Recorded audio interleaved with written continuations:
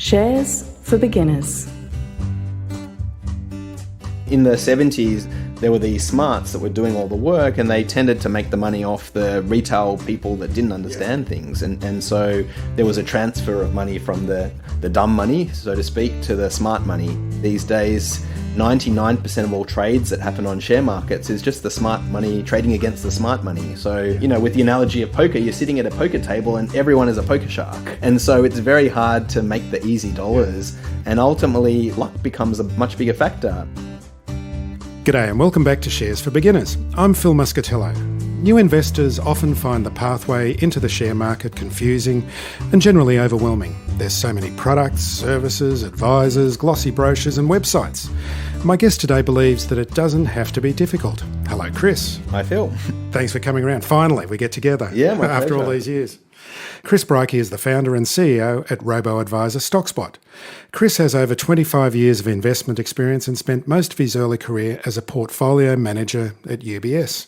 So tell us about those early years. Sure. Well, Phil, they were very different to what I'm doing now. I started my career really in share trading. So I, from a very young age, was very interested in the markets. Were you a broker?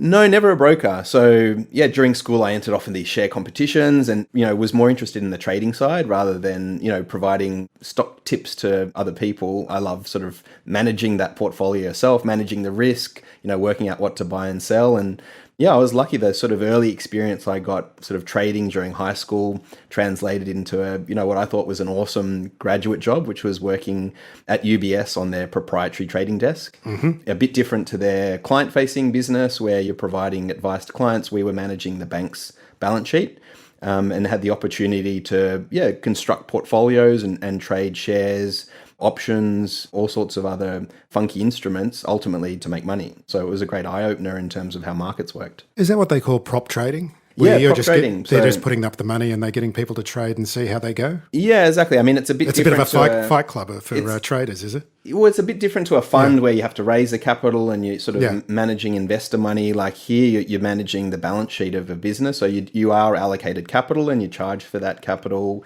And then you're measured based on the risk-adjusted returns that you're generating. It's definitely an industry that's changed a lot over the last 20 years. So after the financial crisis and the Volcker rules in the US, a lot of the US investment banks stopped doing it.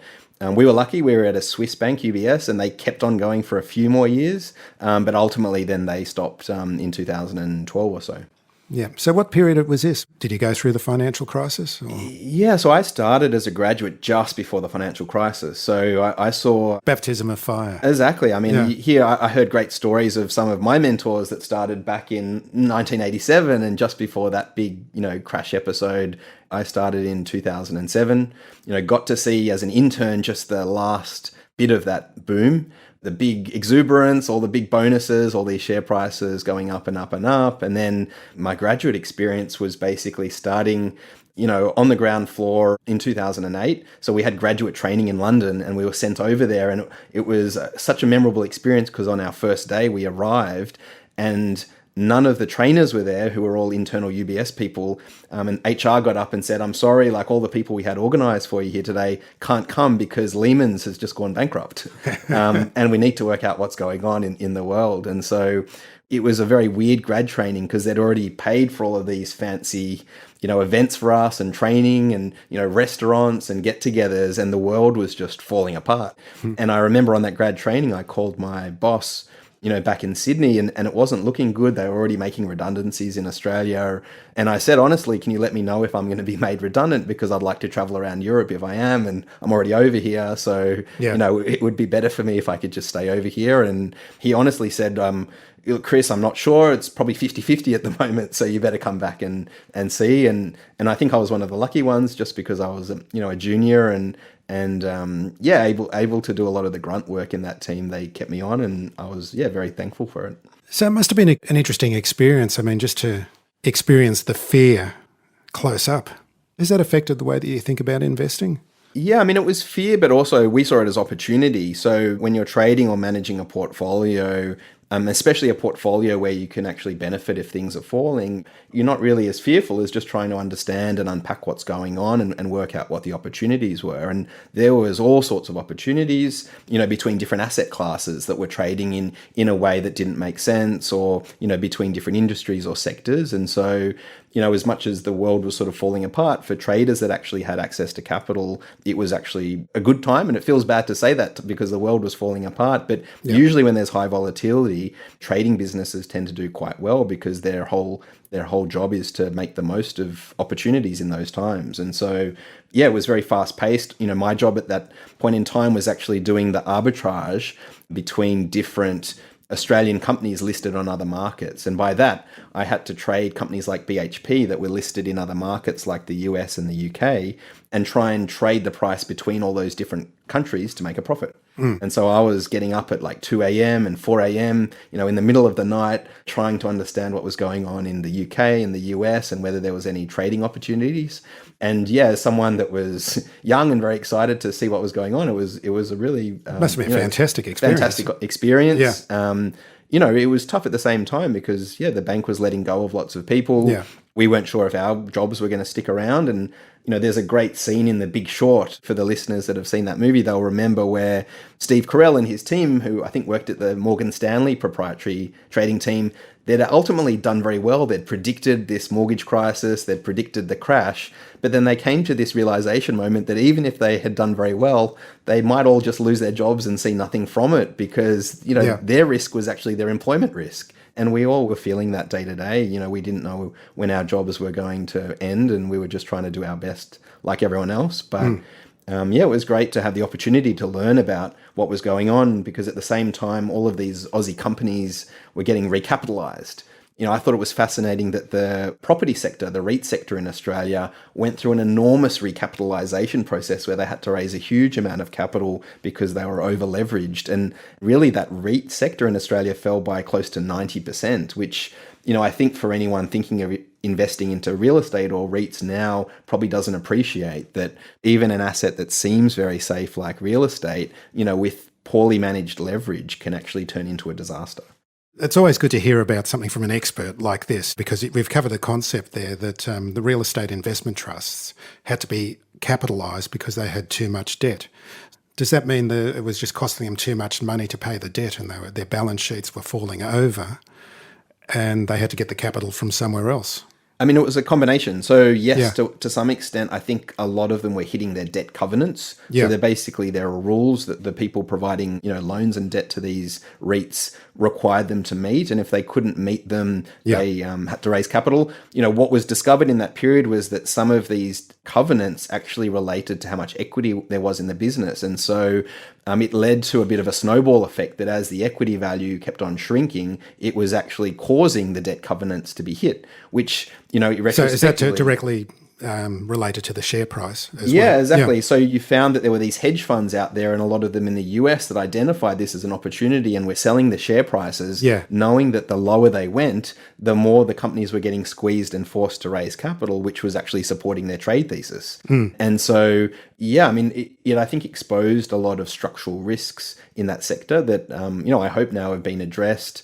Certainly no company should be in a position where their share price, falling basically causes them to default on their debt, but that was happening a lot. Yeah. Oh, it's always good to know these kind of insights, especially when, as you say, people think of property as being safe. Yeah, I think property, is an asset generally that's safe, but leverage is the thing that makes it unsafe. And, it's something that I worry about within the super industry in Australia is that, a lot more money these days is getting invested into assets like real estate and infrastructure. They seem like safe assets, and they are, until you add a lot of cheap debt to those assets. And a lot of debt has been added over the last few years to some of these safe assets to juice up their returns, because adding debt does help equity holders earn more. The problem is when the cost of servicing that debt increases, which we're likely to see over the next few years, it can cause the opposite to happen, and then the equity values can fall quite drastically. Okay, well, let's move on to Stockspot. What was it like starting Stockspot? When did you start it and what was the process? I mean, it was a long process. I was going from a world of, working in a financial institution that was a very large one with tens of thousands of employees to becoming a lone ranger, trying to navigate the world of starting a business. And a fintech startup as well. Yeah, I mean, this was before fintech was a word, Phil. So I was sitting at home trying to work out where this company kind of fit in the world. But so many of these other industries in the world had moved to being digital, online, and really created great customer experiences. But to get great investing advice, it was still quite archaic. You had to see an advisor and a broker, go into their office. There wasn't a lot of consistency in the sort of advice people were getting. And so, I saw an opportunity really from a lot of the questions I was getting from friends and family on how to invest, that there was a need for people to get good investment advice and, for people that aren't in finance to be able to easily manage a sensible portfolio that was a sensible portfolio, not taking a lot of risk, not gambling, actually an investment portfolio. So the first year was really me navigating the environment of how do you set up a business, how do you navigate the regulatory environment. Obviously, financial service is highly regulated. And in starting a new business that's not like anything that's ever been done before, because we wanted to provide personal advice to each client using essentially a machine. It took a lot of conversations with different people in the industry, including ASIC, the regulator. I remember flying to Melbourne a few times to explain to them what I wanted to do and ultimately try and convince them that it was a good product for consumers. Was there a model in the United States that you based this on? Or Yeah, there was. And that's what gave me probably more confidence to start the business. I'd sort of imagined there was some sort of business opportunity to help people manage ETF portfolios. I thought ETFs were such a fabulous product that no one had really heard about at the time. They were very small in Australia. I just looked at them and thought, this is an industry changer. This is going to change generationally how people invest their money, but no one seems to have kind of latched on to this yet. And then I saw these businesses in the US, a lot of them still exist, like Betterment and Wealthfront and Personal Capital, that had a similar idea that you could build for everyday people, awesome professionally managed portfolios at a very low cost. And to me, it just seemed like a complete game changer for the industry.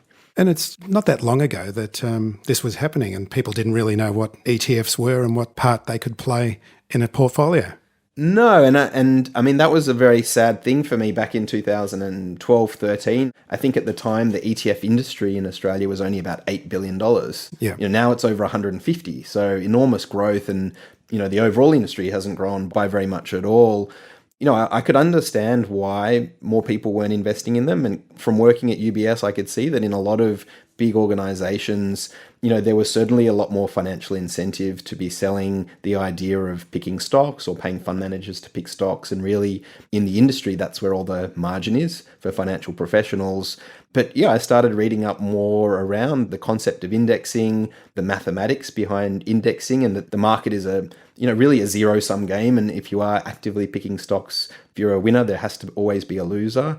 And it just sort of resonated with me that this was a smarter way for the masses to get their money invested and ultimately keep more of the return for themselves, rather than the finance industry becoming very wealthy. That wealth could be, more fairly distributed. There's so many fees, is there in their financial advice? It's okay if you've got a lot of money, but if you haven't... Well, it's even worse if you have a lot of money. Why would you want to pay a lot of fees if you've got a lot of money? I think there's this idea, probably in a lot of areas of life, that if you pay more, you get more. If you go to a high-end retail shop, certainly you can get higher quality handbag if you pay more money. Yeah. And so I think a lot of people with a lot of wealth expect that if they have a lot of money, they need to go and pay a lot of money to a financial advisor and they'll get, some sort of extra service or extra returns. It's a fallacy I just wanted to kind of break to show that actually finance is this one industry that the more you pay, the less you get. It's like the emperor's new clothes. Like, you realize very soon that there's nothing there when you're paying all of this money for the most extravagant advice, and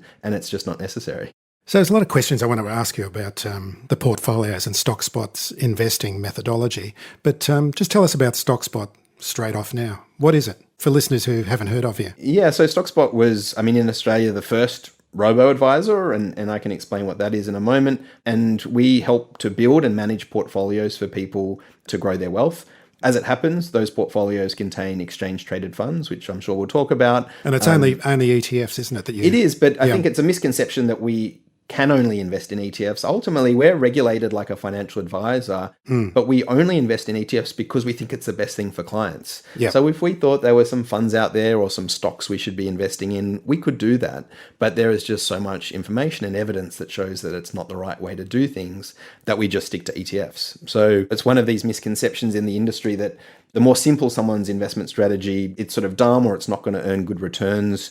Our portfolios are extraordinarily simple, and yet we've been able to prove that the returns can do better than 90% of the professionals out there that people are paying a lot of fees for. So yeah, we manage ETF portfolios, and really for average people, we try and make it very convenient and easy so they can get on with their lives, enjoy their retirement, spend more time with their kids, spend more time with their jobs, rather than be glued to a computer screen trying to work out whether they should be buying BHP or Commonwealth Bank, or, whether they should be investing with Magellan or Platinum. We just try and take away all the complexity and give people a good result.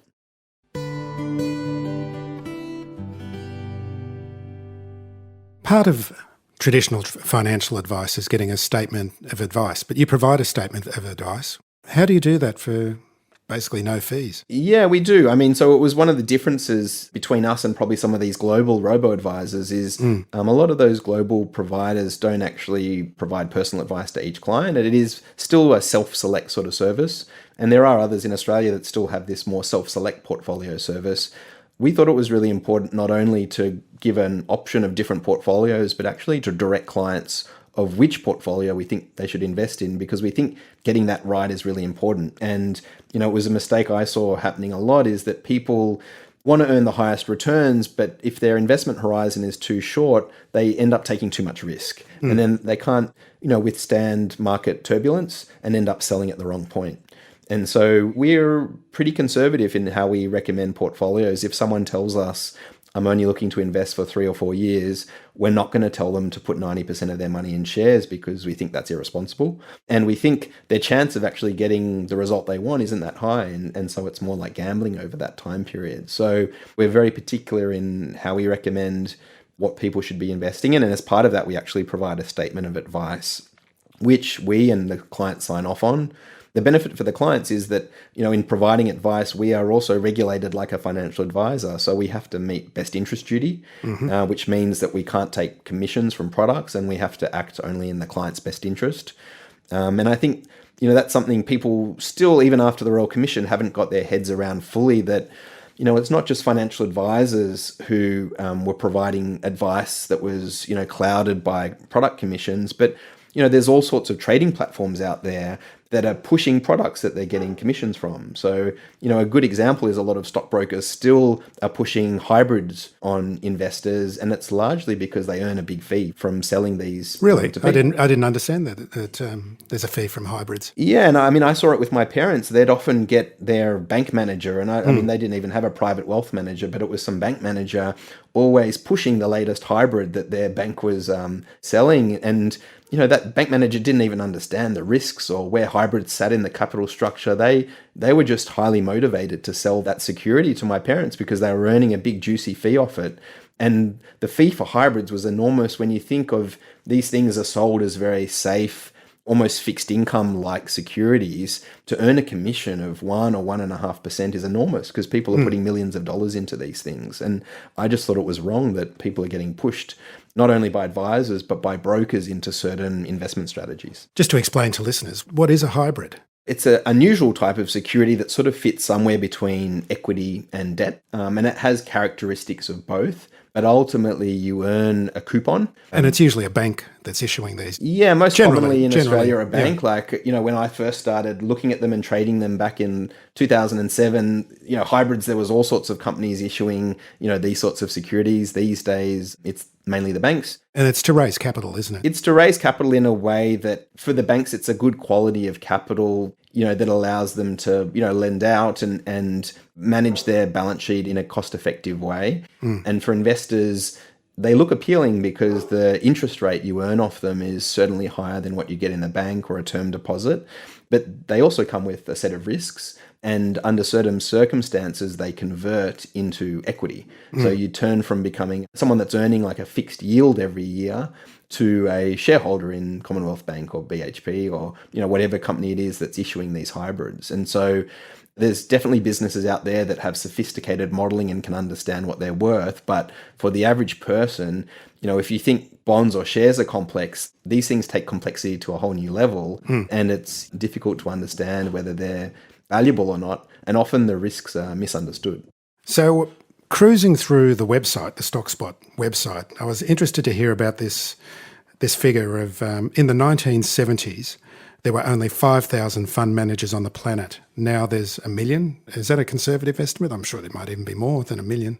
Well, yeah, I would guess after the influx of new traders since 2020 and probably a lot more people considering themselves fund managers. And I think the point that you were making is that the amount of people that are actually forensically inspecting stocks means that there's so much information out there that no one has any kind of competitive advantage in picking those stocks. That's exactly right. In the 70s, it was a bit of a, cowboy industry, industry. There weren't many people involved in understanding balance sheets and shares. Yeah. And, there was an opportunity as well because there were these smarts that were doing all the work and they tended to make the money off the, retail people that didn't understand things. And so there was a transfer of money from the dumb money, so to speak, to the smart money.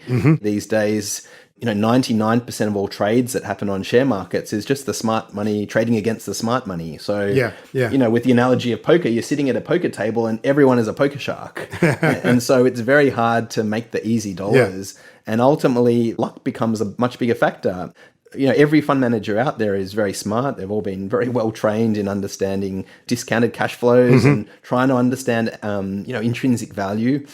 The other problem is that the share market can stay wildly overvalued or undervalued for long periods of time and may never revert to what, these fund managers believe is their, model-based intrinsic value. So these days, it's just very hard to consistently pick stocks and beat everyone else just because competition is so high. Yeah. And so many fund managers have got a theory or a strategy they depend on. And that strategy might be out of fashion, like value for many years. Yeah, for sure. And every fund manager also has their own model based on their own sort of arbitrary assumptions. I think fund managers wrongly are overconfident in their own assumptions and often those assumptions don't turn out to be right. Yeah, that's why I think, investing in the index is such a humble way of investing because it's basically a way of accepting you don't know. You can't time the market. You can't pick the right shares, but ultimately the market decides in a pretty good way. Does that mean that shares don't get overvalued or undervalued? No. But the difficult thing these days is actually working out how to profit from that. And shares can stay wildly overvalued or undervalued for just such a long period that there aren't many people out there that can consistently profit from it. Yeah. What's the truth about diversification? Because now with ETFs, you can get invested into different asset classes, but I don't think people understand the importance of those different asset classes. And listeners most probably know that I geek out all the time about asset allocation because I don't think people actually understand what these different assets mean to a portfolio. And even when they're looking at their super balance to see where their money's being deployed. Yeah, maybe if we kind of go back a step to the basics of diversification, the idea of diversifying is so that you have a portfolio that provides, in simple terms, smoother returns, and smoother returns across different environments because different components of your portfolio are moving at different directions at different times. They call that uncorrelated risk, don't they? Yeah, things can be correlated or uncorrelated or negatively correlated, but ultimately they're just moving in different directions. And over the long run, they might all be drifting up, but over shorter periods, things go in different directions and give you a better, in finance lingo, we call it quality of returns. Yeah. And so, you may not earn the highest return. And actually, in most cases, you won't by diversifying. It's one of the features of diversification that you should not earn the highest returns, but you also won't earn the lowest returns. Yeah. You'll never earn the lowest returns. And actually, you'll get a nice blend of the different returns of different assets. To give an example of our portfolios, the Aussie share market, let's say over the long run, has returned somewhere between 10 and 11% per year. Our, highest risk portfolio might have earned 9 or 10, so a little bit less, but has had half of the risk. So when the market fell 35% in early 2020, it only fell by half. So you don't have to sacrifice a lot in returns to really take a lot less risk. And I think that's really beneficial, particularly when markets are volatile. It's a lot harder to swallow and have that conversation with your partner when your portfolio has fallen 35% or your super has fallen 35%. It's a lot easier if the dip might be 10% or 15% to continue to be confidently invested. So in real person's terms, diversification is about being able to be more confidently invested, in all types of market environment. And what's the place of bonds and gold in these portfolio allocations? Well, so yeah, in all of our portfolios, we have an allocation to bonds, government bonds and gold. So just government bonds, not corporate bonds? Yeah, government and high quality corporate bonds, actually. Right, yeah. So a combination of high grade bonds. The bond ETF follows an index that's been around for a long time, but you're not buying one bond because that's risky because, if that company goes belly up, then you lose all your money. You're spreading your money across lots of different companies' bonds and obviously local governments and state governments and, Commonwealth government. As well as the gold ETF is a little bit different. You just own physical gold bars that are stored in a vault in London. I know, I love that. So you don't get to touch the bars and you don't get to visit them, but they're audited and you can know that they're there. Yeah. Look, these are two defensive assets that play similar, but I'd say also different roles. So, bonds are an asset that tends to go well in a certain market environment, usually when inflation is low and growth is low. Definitely over the last 30 years, it's an asset class that has done quite well as interest rates around the world have fallen, in a lot of developed markets. But typically bonds will move in an opposite direction, and not day to day, but they'll often move in an opposite direction to shares, because when an economy is going well, it's usually the way that interest rates are getting increased over that period. Shares are usually doing all right, and then bonds aren't doing very well. And conversely, when, an economy is struggling, interest rates are probably getting cut, monetary policy is getting eased to make things easier for businesses and consumers, and shares might be doing poorly, but bonds are doing well. So they tend to counterbalance each other. But then there's environments where bonds and shares don't counterbalance each other. And actually this last quarter, this sort of first quarter of 2022 has been a good example of that, because we're now in an environment of high inflation, and that high inflation is causing interest rate expectations to go up. It's actually been the worst quarter for government bonds in the last 30 years. Yeah, I never understand that. Interest rates go up and bonds go down. I think it's that inverse law or inverse rule, isn't it? Yeah, the easiest way I think to think about that is that as a bondholder, you get a coupon, and that coupon is fixed. Like the interest rate, isn't it? Or the interest rate. The distribution, yeah. But if the prevailing interest rate in the market is going up, then those bonds become less attractive, because on a relative basis, you might as well just put your money in the bank. Yep. Or buy new bonds that are getting issued. And that's what's happening at the moment over the last few months in Australia. Investors sell those bonds. Exactly. They sell their bonds and go and buy the other more attractive bonds or leave the money in the bank. And so over the last quarter, for instance, we've seen bonds fall something like 5 to 6%, which doesn't sound like a lot in the share market world, but in bond world, that is a big fall. That's huge, isn't it? Yeah. But it's because interest rate expectations over the next few years have increased by 2%, which is, unheard of. To expect that interest rates by the end of 2023 in Australia are going to be over 3%. I don't think many people fully understand and appreciate the impact that's going to have. But already it's had an impact on bonds. Shares haven't really gone up a lot over that period. A lot of the growth in shares already happened last year. Yeah. The Australian share market's up a little bit over this quarter, and it's definitely done better than global share markets, but they don't always counterbalance each other in periods of high inflation. And that tends to be an environment where gold has done better. So gold tends to do well in an environment of low growth and high inflation. And that's different to bonds or shares. And that's why that's one of the assets we keep in our portfolios, because my view is that no one can predict what sort of economic environment you're going to be in tomorrow or in a year's time. And so the most robust portfolio you can create is one that can withstand lots of different environments. Are you going to be high growth, high inflation, low growth, low inflation, high growth, low inflation, etc.? At some point over the next 10 years, you'll probably be in each of those sectors. And there's going to be some asset that's doing really well and some that's not doing as well. Rather than try and guess in advance which asset that's going to be, our viewers just don't know all of them. You'll get a much smoother ride, but you do have to accept that at any point in time, there's going to be something that's not doing well and something that's doing well. So when someone gets their statement of advice and they talk about their risk profile and what their aims are, this is how you work out how to weight the portfolio, how much is going to be in shares, international shares, bonds, gold, and so forth? Yeah, that's right. The theory is that if you can understand someone's capacity to take risk, then you can build a portfolio that's going to give them the best expected outcome. It's about how well they level can sleep at of night, risk. is it? Yeah, exactly. Yeah. So if someone tells you that if the market fell 10%, they're going to sell everything and never invest again, that's really good information to know. Do people really know that until it actually happens? No, and that's a great point that really, this is really just a starting point in the education process. Because it is. People have got to learn what markets are all about and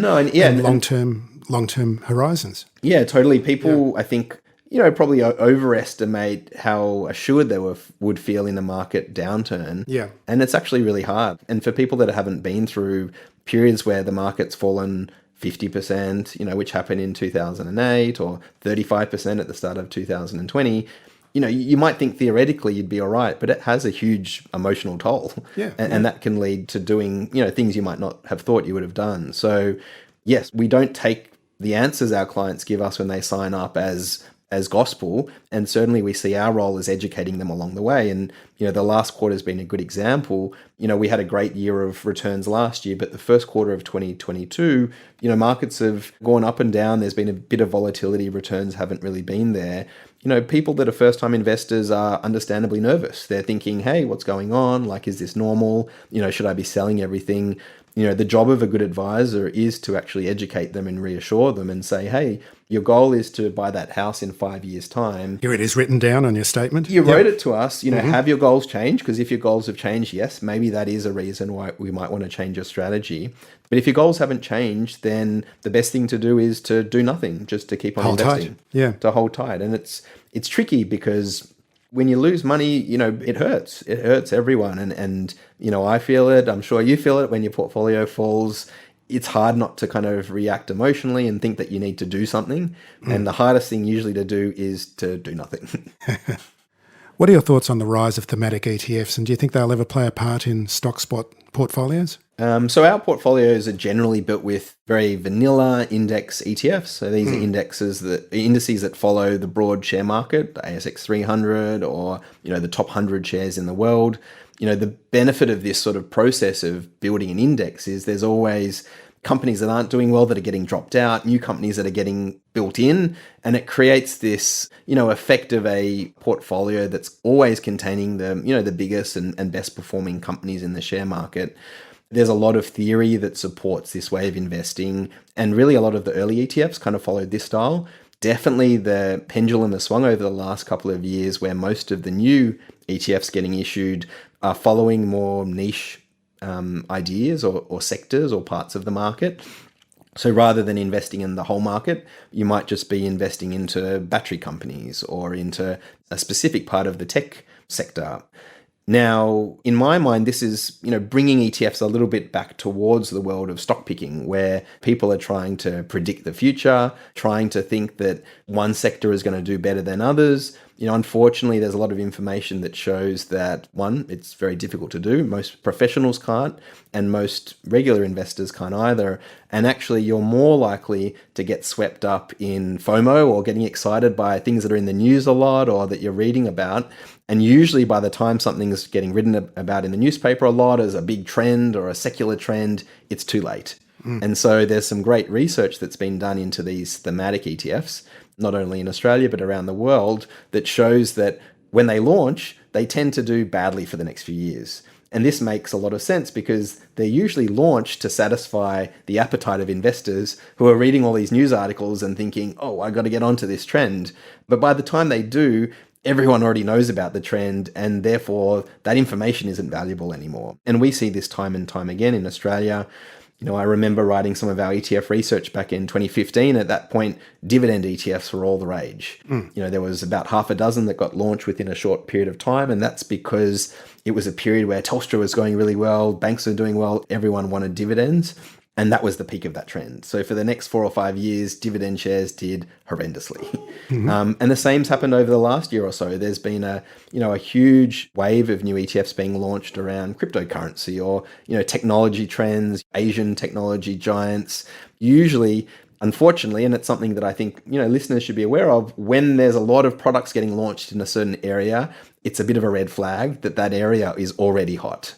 and probably not one worth putting extra focus on in the short term. And that doesn't mean that these technology companies won't do fantastically over the long run, or even the cryptocurrency companies. They absolutely can, but usually it's an indicator that they're at their peak of excitement in the short term, and they're probably going to go through a period of disappointment over the next few years at least. And so, what we say to clients is if you do particularly want to invest in these thematic ETFs, try and invest in them in a way that takes advantage of this information. So rather than investing on day one when they launch and when you read about them and when these ETF issuers are bombarding you with advertising of why you should buy them, wait a couple of years, be patient, and when no one's talking about them, that might be the right time to buy.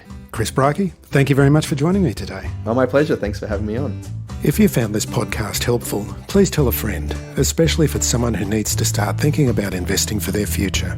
You'll be helping them and helping me to keep this show on the road. Shares for Beginners is for information and educational purposes only. It isn't financial advice, and you shouldn't buy or sell any investments based on what you've heard here. Any opinion or commentary is the view of the speaker only, not Shares for Beginners. This podcast doesn't replace professional advice regarding your personal financial needs, circumstances, or current situation. And thank you for listening to my podcast.